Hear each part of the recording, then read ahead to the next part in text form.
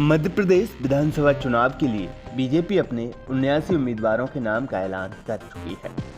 BJP की दूसरी list सबसे ज्यादा चौंकाने वाली थी, क्योंकि इसमें कई केंद्रीय मंत्रियों और सांसदों को चुनाव मैदान में उतारा गया था। हालांकि बीजेपी के शीर्ष नेतृत्व ने मध्य प्रदेश के कई बड़े नेताओं के टिकटों को लेकर सस्पेंस बना रखा है। इसमें सीएम शिवराज सिंह चौहान के अलावा केंद्रीय मंत्री ज्योतिरादित्य सिंधिया भी शामिल है। भोपाल के राजनीतिक गलियारों में चर्चा है कि बीजेपी ज्योतिरादित्य सिंधिया को उज्जैन से चुनाव लड़ा सकती है। महाकाल की नगरी से सिंधिया के चुनाव लड़ने की अटकलों के पीछे एक नहीं बल्कि दो बड़ी वजह है। आइए जानते हैं आखिर ज्योतिरादित्य सिंधिया चंबल की बजाय मालवांचल से क्यों चुनाव लड़ सकते हैं।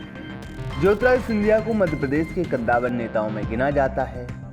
कांग्रेस छोड़ने के बाद से ही बीजेपी के लिए ज्योतिरादित्य सिंधिया बड़ी ताकत बन गए हैं। यही वजह है कि बीजेपी उन्हें ऐसी जगह से चुनाव मैदान में उतारना चाहेगी जहां पर पार्टी अपनी जड़ें जमा सके।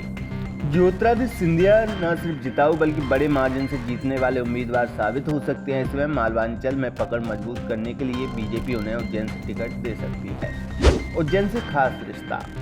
केंद्रीय मंत्री ज्योतिरादित्य सिंधिया का ग्वालियर चंबल के साथ ही मालवांचल से भी गहरा रिश्ता रहा है। वे धार्मिक नगरी उज्जैन में लगातार आते रहते हैं। भगवान महाकाल की आखिरी सवारी में पूजा के लिए सिंधिया परिवार का एक सदस्य उज्जैन जरूर आता है। साथ ही भगवान महाकाल के सेनापति काल भैरव की पगड़ी भी सिंधिया स्टेट से ही आती है। जब तक केंद्रीय मंत्री ज्योतिरादित्य सिंधिया कांग्रेस में थे तब तक उज्जैन से एक टिकट उनके खाते में जाता था। बीजेपी भी उज्जैन में सिंधिया को प्रत्याशी बनाकर इस इलाके में अपना प्रभाव बढ़ाना चाहेगी। चुनावी मैदान में 3 केंद्रीय मंत्री। भारतीय जनता पार्टी ने प्रत्याशियों की दूसरी सूची में 3 केंद्रीय मंत्रियों को टिकट दिया है। इनमें फग्गन सिंह कुलस्ते, प्रहलाद पटेल और नरेंद्र सिंह तोमर शामिल हैं। अब मध्य प्रदेश में मोदी सरकार के 2 मंत्री शेष हैं, जिन्हें भी टिकट दिए जाने की चर्चा तेजी से चल रही है।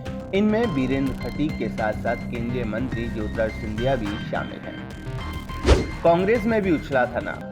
विधानसभा चुनाव 2018 में कांग्रेस की तरफ से भी मालवांचल से सिंधिया को उतारने की बात सामने आई थी।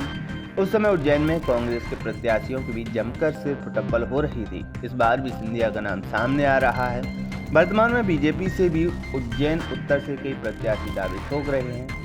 ऐसे में केंद्रीय मंत्री ज्योतिरादित्य सिंधिया का नाम भी बीजेपी की तरफ से कार्यकर्ताओं ने सामने रख दिया है।